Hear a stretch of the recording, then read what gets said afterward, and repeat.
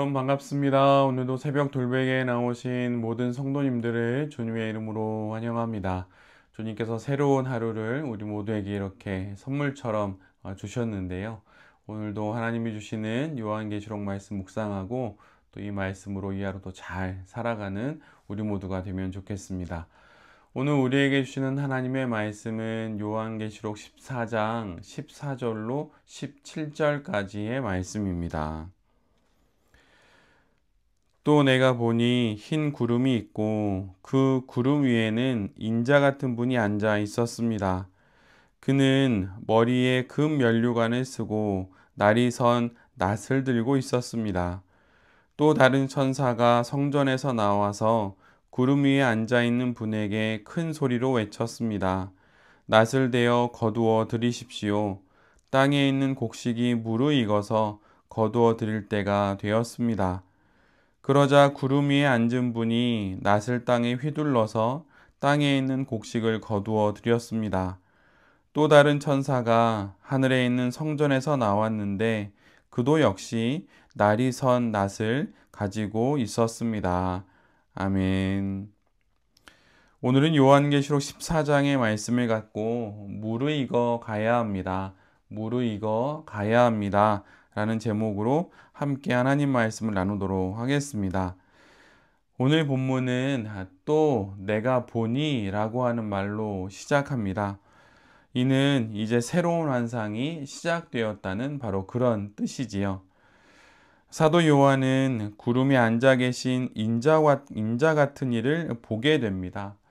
여기서 인자 같은 이는 다니엘 7장에 기록된 그 내용처럼 세상을 심판하실 심판주를 의미합니다. 인자 같은 이가 구름 위에 앉아 있다는 것은 그분이 하나님과 동등한 권위를 가지고 있는 분임을 보여줍니다. 하나님이 보좌에 앉으셔서 세상을 통치하시는 것과 같이 그분도 구름 위에 앉아 세상을 통치하시는 것입니다. 이분이 누구인가요? 바로 예수 그리스도입니다. 예수님은 구름 위에 앉으셔서 금 면류관을 쓰고 계십니다. 이는 바로 정복과 승리를 상징합니다. 그리고 그분의 손에 들린 낫은 곧 추수가 이루어질 것을 바로 보여주는 것이지요. 한편 또 다른 추수의 모습이 등장합니다. 다른 천사 하나가 성전에서 나옵니다. 성전에서 나왔다는 것은 하나님의 명령과 임무를 받고 나온 것을 암시합니다. 그 천사 역시 인자 같은 이처럼 날선 낫을 가지고 있습니다. 그리고 이후에 또 다른 천사가 제단으로부터 나와서 큰 음성으로 포도 추수를 명령합니다. 그 천사가 제단으로부터 나왔다는 것은 성도들의 기도에 대한 하나님의 응답으로서 이 모든 것이 이루어지고 있음을 상징합니다. 요한계시록 6장 9절로 10절 말씀을 보면 제단 앞에서 순교자들이 얼마나 더 기다려야 자신들의 피를 흘리게 한 자들에 대한 하나님의 심판이 이루어질지를 묻는 말씀이 기록되어 있습니다. 바로 이 기도에 대한 응답이 이루어지는 것입니다. 오늘 본문을 보면 지금 땅에서 두 가지 추수가 시작됩니다. 하나는 인자 같은 이의 추수이고 또 다른 하나는 한 천사의 추수입니다. 흰 구름 위에 앉으신 예수님께서 금 면류관을 쓰시고 예리한 낫을 휘둘러 땅의 곡식, 즉 성도들과 하나님의 계명과 그리스도 예수에 대한 믿음을 지킨 자들을 거두시는 것입니다. 또 다른 한편 하늘 성전에서 나온 예리한 낫을 가진 그 다른 천사도 그 낫을 휘둘러 땅의 포도를 추수하게 되지요. 그 포도가 무엇입니까? 바로 14장 9절과 11절에서 언급되는 짐승과 우상에게 경배하고 그의 이름의 표를 받은 자들을 뜻합니다. 즉 배교자들과 믿음이 없는 사람들을 의미하는 것이지요. 그렇게 거두어 들인 포도는 하나님의 진노의 큰 포도주 틀에 던져져 밟혀지고, 또한 틀에서 나오는 그 포도즙처럼 그렇게 심판을 받아서 1600 스타디온에까지 퍼져나가는, 그 심판의 증거들이 퍼져나가는 일을 당하게 됩니다. 이것이 말하는 것은, 오늘 본문이 우리에게 말해주는 것은 심판의 때에 두 종류의 추수가 이루어진다는 것입니다. 땅의 곡식으로서의 추수됨과 땅의 포도로서의 추수됨입니다. 예수님의 추수는 믿는 이들을 구원하시는 추수이고, 다른 천사의 추수는 믿지 않는 이들을 심판하시는 추수입니다.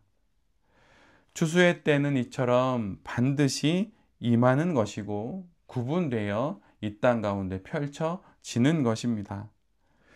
우리 모두는 기억해야 합니다. 하나님께서는 반드시 추수하시는 분이라고 하는 이 사실을 말이죠. 거둠의 시기가 되면 반드시 돌아오시는 분입니다. 돌아오셔서 거두어 그 모든 것을 당신의 창고에 거두어 들이시는 분이십니다. 그리고 우리들의 믿음에 따라 달리 대우하시는 분이라고 하는 것을 우리 모두가 잘 기억해야 할 것입니다. 나는 땅의 곡식이 되어 익어가고 있는지, 아니면 땅에 포도가 되어 있는 것은 아닌지 한번 잘 살펴봐야 할 것입니다. 물론 예수님을 그리스도로 고백한 우리 모두는 땅의 곡식입니다. 이것을 의심할 필요는 없습니다. 하나님께서 추수의 때에 우리를 그렇게 거두어 들이실 것입니다. 그렇다면 지금 하나님의 그 계명을 잘 따르고 있는지, 그리스도 예수에 대한 믿음을 잘 지키고 있는지, 또한 인내 가운데 살아감으로 잘 무르익고 있는 성도가 되고 있는지 잘 살피고 또한 애써야 할 것입니다.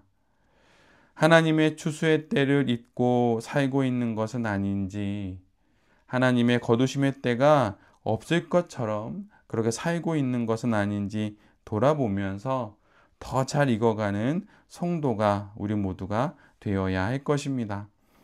믿음의 사람들은, 믿음의 선인들은 늘 매일매일 날마다 자신의 삶을 돌아보고 성찰했습니다. 그들의 성찰의 내용이 무엇이었을까요? 아마도 오늘 본문을 갖고 이야기하자면, 내가 포도주 틀에 던져질 포도인지, 아니면 하나님의 거룩한 낫에 잘 베어져서 그렇게 거두어들임을 당하는 그런 곡식인지, 그것을 늘 돌아봤을 것입니다.